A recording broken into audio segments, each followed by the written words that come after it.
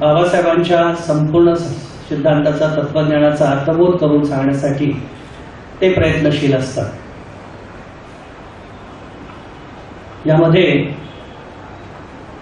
समोर बसलेल्यापैकी आपले साक्षीदार आहेत, मला माहिती नाही, पण कोल्हापुरात मी आल्यापासून तरी ते आपल्याला समोर दिसत आहेत। कासाहेबचे कांबळे साहेब, त्याचबरोबर प्रोफेसर अशोक चोकाटकर, प्राचार्य एस बी कांबळे सर, भारवाडे साहेब आहेत, मडके साहेब आहेत, तर प्रोफेसर कांबळे साहेब आहेत आणि आपण सर्व हे भाषण ऐकण्यासाठी काही लोक बाबासाहेबांचा विचार, बाबासाहेब आंबेडकर आणि लोकशाही आणि कशा अर्थाने काढलेला आहे बाबासाहेब आंबेडकर। आपण बाबासाहेबांच्यावरती काय एवढा जीव ओढतो, बाबासाहेबांच्या विचाराला आचाराला कुठली कौडू उठतो आणि शांत बसत नाही आणि त्याला प्रतिकार करतो। आतापर्यंत आपण कुठल्याही गोष्टी बाबासाहेबांच्या विरोधी झालेल्या आपण सहन केलेल्या नाही। या अर्थानं बाबासाहेब मानवी जीवनामध्ये असलेले दुःख आहे, ती वेगळ्या मार्गाने येत राहते। आज आपण राज्य व्यवस्थेच्याच अंगाने तो विचार करणार आहोत। राज्य व्यवस्थेच्या अंगाने आपण तो विचार मांडणार आहोत की त्यातून कशी ही दुःख प्रस्तुत होत राहतात आणि मग माणसांना गुलामगिरीच्या जीवनामध्ये लोटून त्यांचं जीवन हे उद्ध्वस्त करणं किंवा त्याच्या विकासापासून दूर ठेवणं आणि दुसरी एक व्यवस्था असू शकते की जी माणसाला या सगळ्या विषमतेच्या आणि दुःखाच्या गर्तेतून बाहेर काढते। असे दोन प्रभाव म्हणून फार अगदी जुन्या काळामध्ये मी जात नाही, परंतु बाबासाहेबांना जेव्हा समाज जीवनाचं, माणसाच्या सुखाचं, माणसासारख्या व्यवहाराचं जेव्हा आकलन झालेलं होतं असं मी म्हणतो, त्यावेळेस बाबासाहेबांना या जगातल्या सगळ्या राजकीय व्यवस्थांचं आकलन चांगलं झालं होतं। काय राजकीय व्यवस्था असतात, राजकीय व्यवस्था म्हणजे काय, कशातनं निर्माण होते, त्याची गरज तरी काय निर्माण होते माणसाला, फार सखोलात जायचं नाही नसलं तरी एक साधे ओबडधोबड मी प्रश्न आपल्यासमोर मांडेल की आपलं जीवित आणि वेत्त या दोन गोष्टी महत्वाच्या आहेत। प्राचीन अगदी जुन्या काळामध्ये सुद्धा जेव्हा माणसाची घरदारण नव्हती, निसर्ग अवस्थेत माणूस वावरत होता, तेव्हा सुद्धा त्याचे असेच प्रश्न होते, ते काही वेगळे नाही। त्याच्या जीविताला आणि त्याच्या संपत्तीला धोका होता। तो धोका कशातनं निर्माण झाला तर माणसाच्याकडे असलेली जी काही बुद्धी असते, शॉर्ट थिंकिंग, अकुड बुद्धी म्हणतो, सेल्फिशनेस, त्याच्यामध्ये असलेला ब्रुटिशनेस म्हणजे पशुतुल्यता, स्वार्थ, पशुतुल्यता आणि त्या माणसाच्या अंगामध्ये असणारे ती आखूड बुद्धी, या व्यवहारातलं माणसाच्या जीवनामध्ये त्या काळामध्ये सुद्धा ती दुःख निर्माण झाली आणि त्याच्यावरती मात करण्यासाठी जेव्हा खरोखर काही लोक एकत्र आले, जमले आणि विचार केला मग याच्यावरती काहीतरी उपाय शोधला पाहिजे। मग उपाय शोधायचा कसा, तर हे समजा एखाद्याचं जीवन धोक्यात आलं असेल, त्याला कोणीतरी ठार मारलं, त्यांनी ठार का मारलं तर त्यांनी त्याची संपत्ती चोरली म्हणून। आता त्यांनी असं ठरलं की यांनी संपत्ती चोरायची नाही आणि त्याला ठार मारायचं नाही, बरोबर आहे, हे कुठेतरी निश्चित झालं पाहिजे। ते अगदी प्राचीन काळातलं सांगतो, फार मोठ्या विकासाच्या टप्प्यावर पुढे आलेलो आहोत आपण, फार पुढच्या टप्प्यावरून पोहोचलो, परंतु प्राथमिक अवस्थेमध्ये एवढ्याच कारणासाठी एक संस्था निर्माण केली गेली, ती प्रदीर्घ जीवन उपभोगल्यानंतर तसेच पुन्हा माणसाला अनुभव येत गेल्यानंतर मग तेव्हा अशा पद्धतीची एक विचारधारा आली की हे नियंत्रित करण्यासाठी काहीतरी व्यवस्था असायला पाहिजे। मग त्याच्यामध्ये त्या दोन व्यक्तीमध्ये आणि तिसरी जी काही शक्ती असेल, व्यक्ती जी आपल्यावरती नियंत्रण करणारी, अशा दोन शक्तीमधून आणि त्या दोन शक्तीचा या तिसऱ्या शक्ती बरोबर करार झाला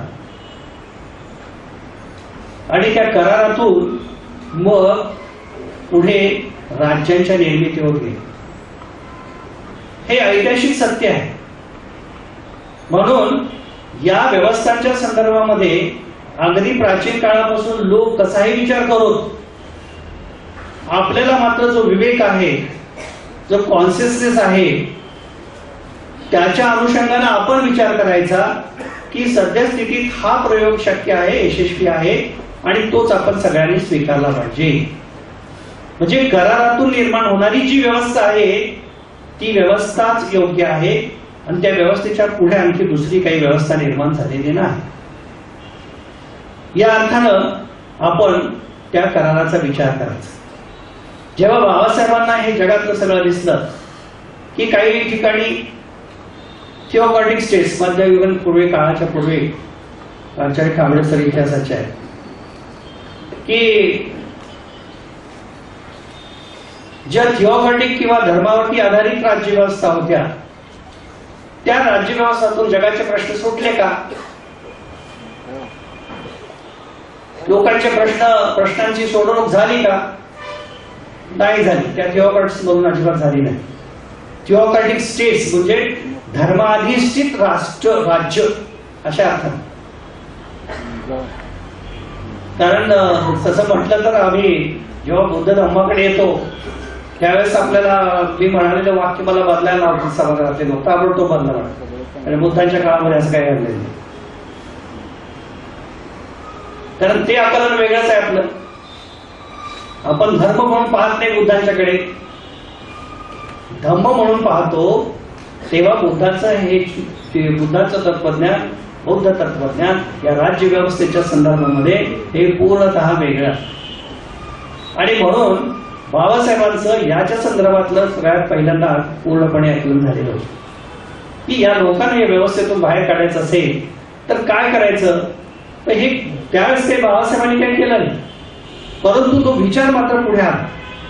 बाबासाहेबांच्या विचाराची बांधणी तिथून होत आली पुढे. पुन्हा प्रिन्सली स्टेटचा प्रकार तयार झाला. विनयने आता जाता तो उल्लेख केलेला आहे. प्रिन्सली स्टेटचा तयार झाला प्रश्न. राजे लोक आपापसात लढाया करायच्या, नरसंहार करायचा, रक्तपात करायचा आणि मग त्यातनं आपली राज्य प्रस्थापित करायची, राज्यांचा विस्तार करायचा.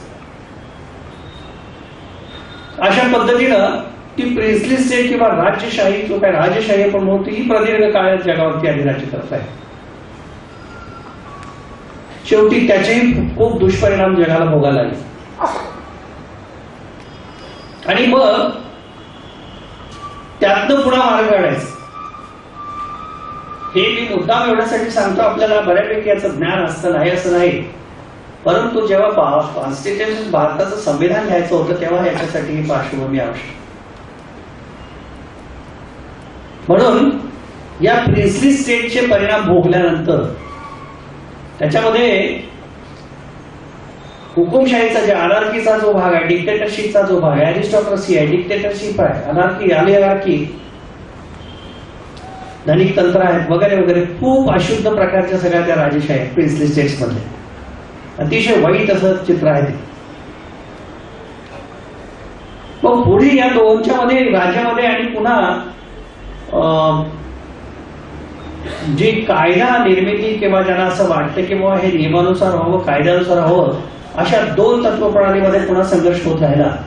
आणि अगदी अलीकडे या मॉडर्न पिरियड मध्ये पार्लमेंटरी व्यवस्था किंवा संसदीय पद्धती याचा उगम झाला. हे कशामधून होत झालं, कशासाठी झालं हे असं प्रकरण. तर निश्चितपणे माणसांचे जे प्रश्नांची सोडवणूक करायची आहे, मानवी समाज नीतिज्ञ व्हावेत, त्याच्यामध्ये नीतिमत्ता प्रस्थापित व्हावी, त्यांचं जीवन सुखमय व्हावं, त्यांचे सगळे व्यवहार हे त्या माणसातले व्यवहार हे नीट आणि ते आपल्या चारित्र्याला धरून संपन्न व्हावेत, अशा पद्धतीचे विचार म्हणजेच शांततेचे विचार, म्हणजेच सहकार्याचे विचार, म्हणजेच सामूहिक सुरक्षिततेचे विचार. जेव्हा सामूहिक सुरक्षितता, सामूहिक शांतता आणि सामूहिक विकास अशा पद्धतीची जेव्हा आपण काही सूत्री जोडतो तेव्हा पुन्हा ती आपल्याला बुद्धाकडे घेऊन जातो. बहुजन हिताय बहुजन सुखाय. म्हणून या सगळ्या व्यवहाराला फाटा देत असताना बाबासाहेब याचं सगळं आकलन करून घेत होते, त्याच्या संदर्भात विचार मांडत होते. आणि आपल्या बऱ्याच मंडळींना माहिती असेल सुद्धा बाबासाहेबांनी ज्युरिस्प्रुडन्स वरती लंडन मध्ये काही व्याख्यानं दिली. त्यामध्येही बाबासाहेबांनी या लोकतांत्रिक लोकशाहीचा आणि ब्रिटिशाच्या साम्राज्यशाहीवरती विरोध केले, म्हणजे आपली मतं मांडली. आणि अशा पद्धतीनं त्यांनी आपला तो विचाराचा विकास बाबासाहेबांनी पुढे चढत्या क्रमानं चालू ठेवला. मित्र, बाबासाहेबांच्या या विचाराबद्दल मी एकटाच आता असं काही मांडणी करत नाही आपल्यासोबत. यापूर्वी बाबासाहेबांच्या बद्दलची मांडणी केलेली आहे, अजूनही लोक मांडणी करतायत वेगवेगळ्या पद्धतीने.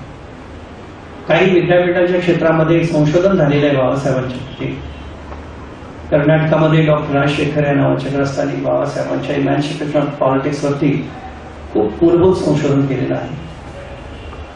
डॉक्टर चंद्रा भारेल म्हणून नावाच्या एक राजस्थान मधल्या जयपूर युनिव्हर्सिटीच्या बाईंनी सुद्धा बाबासाहेबांच्यावरती संशोधन केले. डॉक्टर एलिना झिलेट माहित आहेत आपल्याला, त्यांनी बाबासाहेबांचा विचार नीट समजून घेतलेला आहे. मायकल महार नावाच्या एका ग्रस्तांनी सुद्धा बाबासाहेबांच्यावरती सखोल संशोधन केलेलं आहे. डॉक्टर GS लोखंड यांनी सोशल डेमोक्रेसीवरती आपलं लिखाण केलेलं आहे. WL कुबेर यांनी बाबासाहेबांच्या राजकीय विचारांचा अभ्यास केलेला आहे.